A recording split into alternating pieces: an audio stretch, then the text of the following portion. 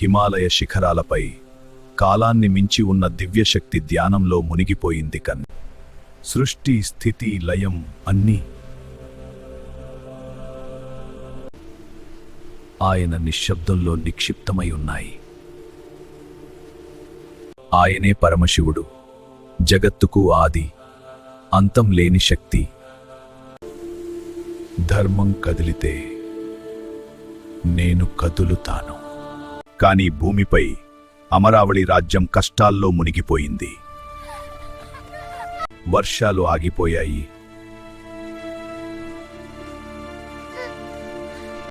నదులు ఎండిపోయాయి. ప్రజల కన్నీళ్లు ఆకాశాన్ని తాకాయి. దేవుడా, మాకు ఈ శిక్ష ఎందుకు? ప్రజల బాధను చూసి రాజు హృదయం చీలిపోయింది. సింహాసనం వదిలి శివాలయం చేరుకున్నాడు.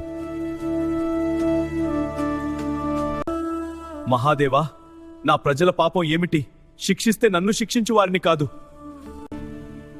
నీ కృప లేకుండా ఈ లోకం నిలవదు ప్రభూ. అదే సమయంలో అహంకారంతో నిండిన కాళాంతకాసురుడు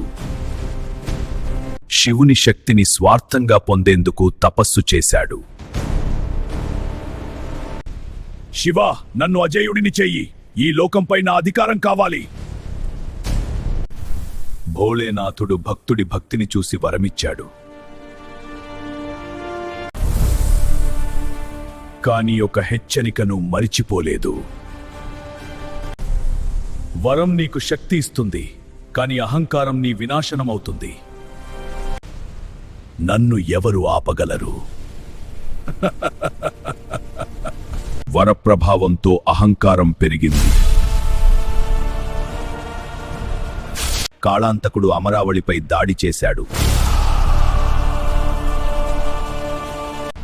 ఈ రాజ్యం ఇక నా సొత్తు. ధర్మం కోసం నా ప్రాణ చివరకు పోరాడుతాను.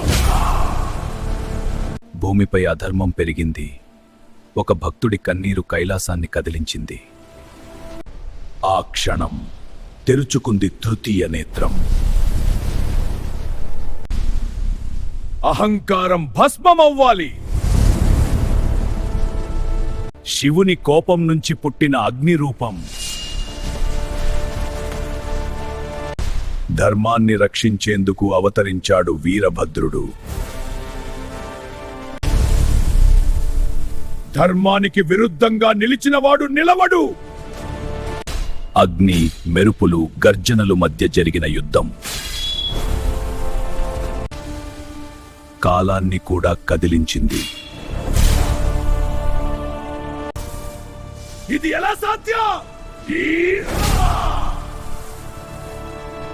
దైవశక్తి ముందు అహంకారం శూన్యం.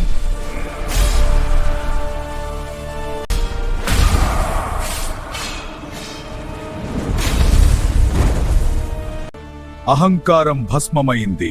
ధర్మం మళ్లీ నిలిచింది. ఆకాశం కన్నీరు కార్చింది.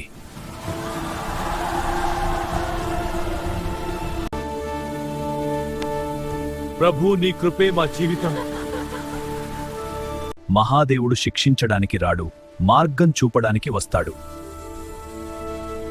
భక్తి ఉన్న చోట ఆయన ఉంటాడు. ధర్మం ఉన్న చోట ఆయన ఆశీర్వాదం ఉంటుంది.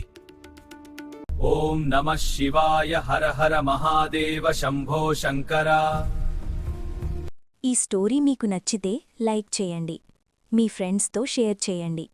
ఇలాంటి మరిన్ని ఇంట్రెస్టింగ్ స్టోరీస్ కోసం మా ఛానల్ను సబ్స్క్రైబ్ చేయండి.